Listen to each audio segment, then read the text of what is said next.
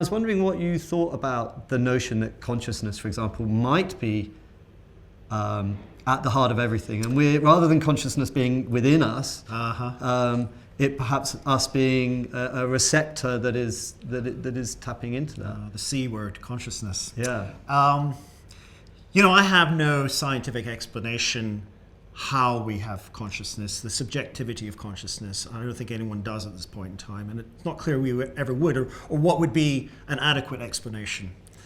It's something which I know I have, and I assume everyone else does, but where it comes from is a bit of a mystery. I mean, there's some profound questions about the mind and the brain. The whole idea that a physical system can produce mental life in itself is a very difficult kind of conundrum. How does that happen? If we're just connections and we're just sort of firings and squiggles of electrical firing, surely you could build a robot that has consciousness. That would be the ultimate argument. And I would say yes, you probably could, because otherwise you would have to have an additional property, a spiritual realm, a spiritual dimension, to create that unique human experience. But I think we are just very sophisticated meat machines. It comes with this kind of software that creates this richness of mental life, but I don't think I need to go down the realm of the supernatural. I think that once we really begin to understand the complexity of this system, then we'll be closer to kind of getting to grasp. But ultimately, I do accept that the idea that a mental life can emerge from a physical system is just inherently very difficult.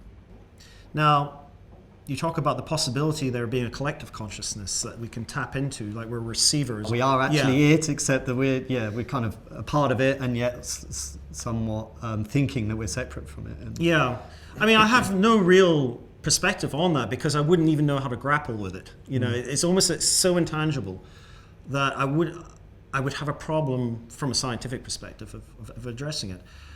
But I can certainly understand why people believe that's the case. I believe, I understand they can have beliefs about energies, and chi, and all these Eastern notions of there being this kind of unifying forces. That's entirely, it's been around for a very long time. And I can well understand where that comes from. I study children normally, and we see these things appearing in children's reasoning spontaneously, which, by the way, leads me to think that we don't necessarily indoctrinate beliefs. I think we give children ideas, but I think it's a natural way of seeing the world. It's a natural way of thinking about ourselves. And many of the so-called beliefs, which become the bedrock of religions, you can trace those origins into early children. And so I think that's kind of in itself a very interesting kind of fact. Or another way of looking at it, that is perhaps that the children are able to tap into the reality, and actually we are conditioning them out of that. I think that's true. I mean, the evidence suggests that we do educate our children out of some of their belief systems. But what might interest you is these never really entirely go away. So you can have very rational scientists behaving very irrationally under the right circumstances. It's as if we kind of operate in two modes. We have an emotional, intuitive way of seeing the world, but then we have to adopt this rational view, which is a very Western kind of perspective. But whether or not children are actually tapping into some reality, I probably wouldn't accept that. I think it's just the way that our brain has evolved to make sense of the world by evoking structure and order, by evoking the notion of there being energies, by considering the impossibility of annihilation, that there can't be, suddenly you don't exist anymore. Afterlife belief, that's common to just about every religion. These are things which children will naturally just kind of come up with. So I think it's just a byproduct, if you like, of a brain which is trying to impose structure and order. But of course, as you say, we can then give them some content, we can educate them, we can tell them about deities, we can create elaborate belief systems that we then impose upon the children. Well, I think the thing is, if we understand the natural basis for these ways of thinking, if we understand the notion of identity, this is my thing, the self is not this unified thing. We have this experience that we're kind of unified individuals. But as soon as you take drugs which distort perception, you realize then actually what you've been experiencing all your life is not what it really is. You're constructing. You've got this story of identity. You've got the story of who you are based on the way you live your lives, what you've been told, the pressures on us to conform. These shape us. And when you have these experiences where you go out into the world and meet indigenous tribes or peoples who have different viewpoints, you realize to what extent you are a constructed being. So I think that's the difference. I understand the process by which we form these constructed selves, and I understand that this is not a true reflection of reality, it's one which is generated by our brains. But then I don't tip it all the way over to then advocating, well, it must be supernatural rather than a natural way of seeing the world. So I think it's entirely plausible, entirely true, your experiences.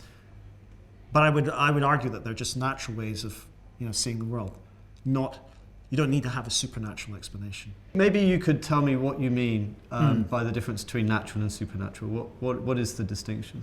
Well, I think a supernatural explanation is one which is one which defies any natural explanation. It's almost the default. If it's not got a natural explanation and you think there's something going on, then by definition it must be a supernatural.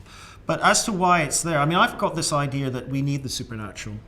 We need to have things which are profound, because it's a little bit like the notion of belief and faith. We have to have things which transcend any earthly explanation, because that gives us the possibility that there is this additional dimension to reality. And these are the sorts of things which will motivate people to do things, to create music, to write operas, to do things, to aspire to something which is more than the earthly notion of the world. So we almost need this kind of extra dimension to give purpose and meaning to life. You started out, though, by accepting that there are areas of science in the quantum world that are talking about entanglement and what have you, and there are also scientists that suggest that consciousness may be a part of this, that suddenly the supernatural sort of disintegrates and there seems to be perhaps a rational explanation for some of these things. There could be an explanation that sort of disintegrates the supernatural. Do you still feel that could be possible? Well, I think the thing is, as a scientist, I need evidence. Now, the evidence I have for the consciousness is my own experience of subjectivity. Yet I can't know with any certainty that your consciousness is the same as mine, or that indeed you're not just a very sophisticated zombie. These are just the old philosophical problems. How do you know someone else's mind? Now, I think that's a totally different issue as to things which are more supernatural, where there are claims for abilities and connections and psychic and precognition.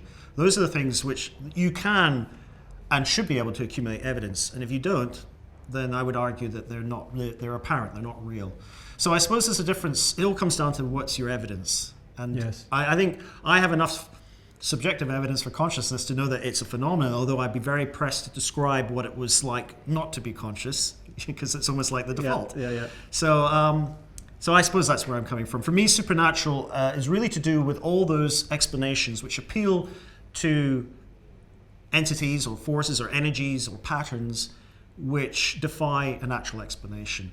And if someone's going to make a claim like that, then I would need to see the evidence for it. But that I wouldn't put consciousness into the same package, if you understand. Sure.